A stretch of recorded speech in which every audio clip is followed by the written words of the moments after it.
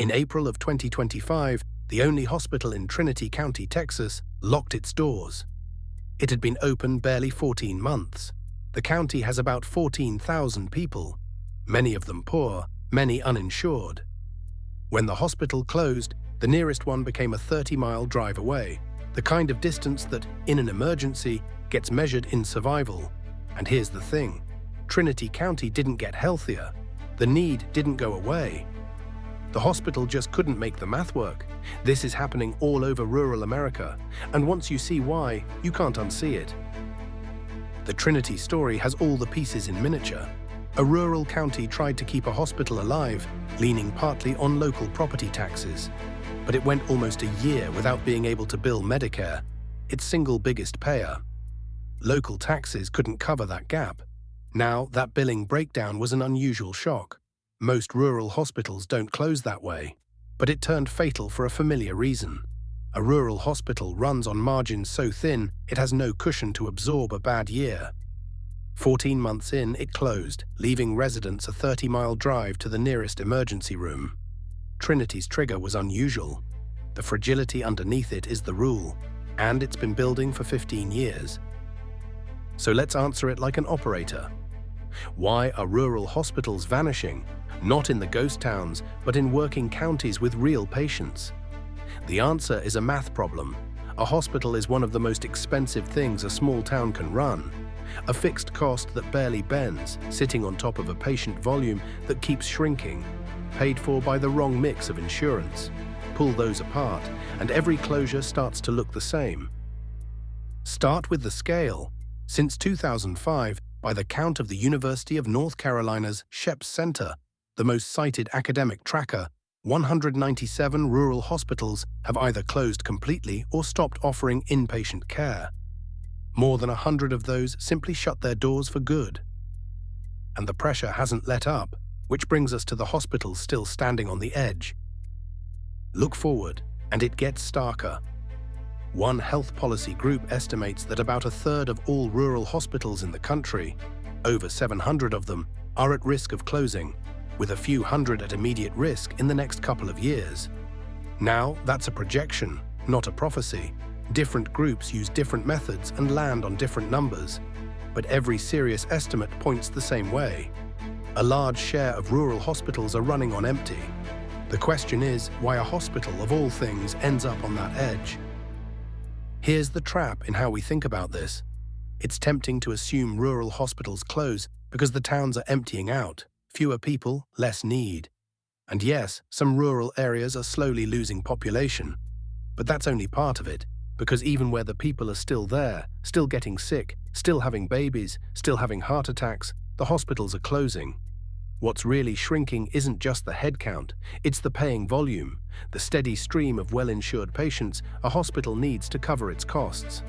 And a rural hospital has a cost structure that makes thin volume lethal. Because a hospital is mostly a fixed cost. You have to staff an emergency room, a lab, and often a delivery ward around the clock, whether 2 patients show up that night or 20. One 2025 analysis modeled it. A big city hospital's costs came out around 73% fixed, a small town hospital closer to 85%, and the most remote rural hospitals around 93%. Costs that are hard to cut, at least in the short run, no matter how few patients come.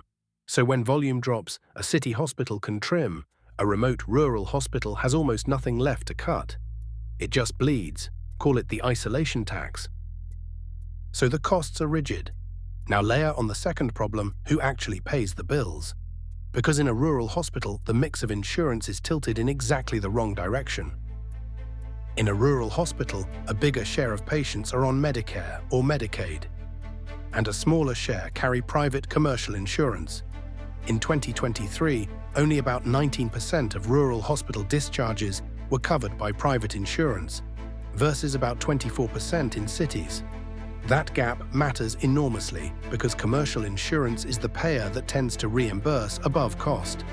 Medicare and Medicaid often pay less than what the care costs to deliver. So a rural hospital does the same work for a patient mix that pays it less. Fixed costs up here, payments down there. And you can see that payment squeeze on the map.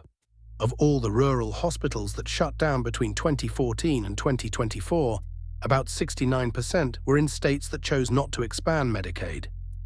Now, part of that is simply where rural hospitals happen to sit, but the pattern is hard to ignore. Expanding Medicaid means more low-income patients walk in with some coverage instead of none, so the hospital eats less of the cost of the uninsured. It's a strong association, not the whole story, but the closures have clustered unmistakably on the non-expansion side of the line. So put the vice together. Fixed costs that barely bend.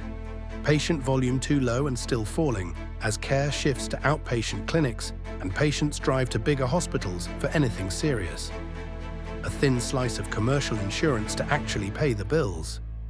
And a chronic shortage of doctors willing to practice 2 hours from the nearest city, which gets worse every time a hospital wobbles. No single one of these closes a hospital. Together, they close a lot of them. Here's how thin the volume gets. At the smallest rural hospitals, the ones Congress calls critical access hospitals, the average bed sits only about a third full, 2 out of every 3 beds empty on a typical day. But the hospital still has to staff them, heat them, and stand ready for the night a school bus crashes or a heart attack rolls in. That standby capacity is the whole point of a hospital. It's also, financially, an anchor. And when the math finally breaks, one service tends to be cut before almost any other. At the hospitals that still have it. The place where babies are born. By one industry count, 293 rural hospitals stopped delivering babies between 2011 and 2023. Nearly a quarter of all the delivery units rural America had. Why obstetrics first? Because it's the worst version of the whole problem. A delivery ward needs a specialized team on call around the clock, and nearly half of rural births are covered by Medicaid, which tends to pay below the cost of the care. A 24/7 service that loses money as a whole is the first line on the chopping block. The result is what researchers call a maternity desert. In Pennsylvania, and this is one documented example, not the whole country, 23 of 67 counties now have no hospital that delivers babies. The state lost more than 40% of its rural delivery units in about a decade.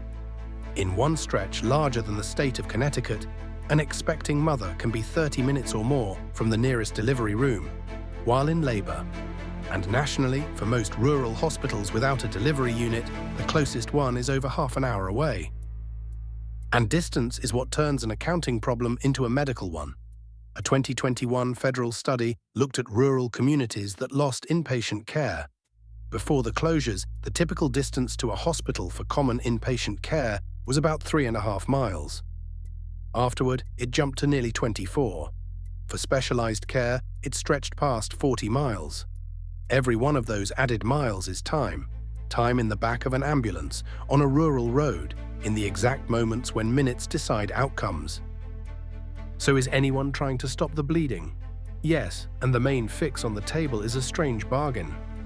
It keeps the lights on, but only by giving something up. In 2023, the federal government created a new kind of hospital, the Rural Emergency Hospital. The deal is this: give up your inpatient beds, keep only the emergency room and outpatient care, and in exchange, Medicare pays a bonus on its outpatient services plus a flat monthly payment of about $285,000. For a hospital drowning in the cost of half-empty inpatient beds, it can be a lifeline. So far, 44 hospitals across 18 states have taken the deal.